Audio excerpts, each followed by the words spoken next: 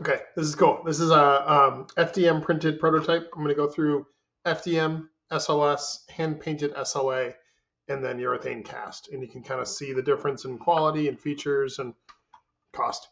Uh, this is printed at home. FDM printing. It has these little layer lines. It looks good from a distance, but you have a lot of print artifacts, and it looks like a prototype. Works really well. That's how I refined everything.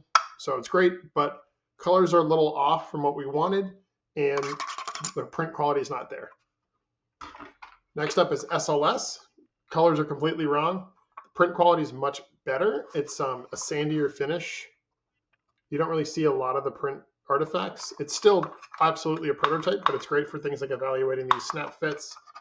One interesting thing is the holes are too big on this one because I didn't design it for the right printing method, so it's a little floppy and wobbly. Next up is an SLA. This is a Formlabs print that's been hand painted to correctly match the Pantone colors. This one is a little stiffer, I want to say, and I'm afraid of breaking it. It's beautiful. It's like a gorgeous cosmetic model, and it would be good for photo and video work, but I don't trust people playing with it. If I drop it wrong, it might shatter.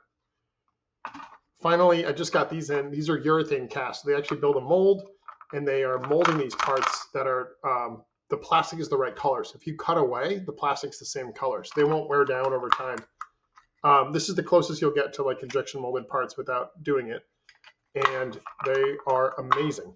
One interesting thing to note is the saturation's a little different on these colors. This one's a little more muted. I actually like it a lot. But this is something I would feel comfortable giving to somebody to play around with, snippet, like clipping it on your waistband, walking around with it.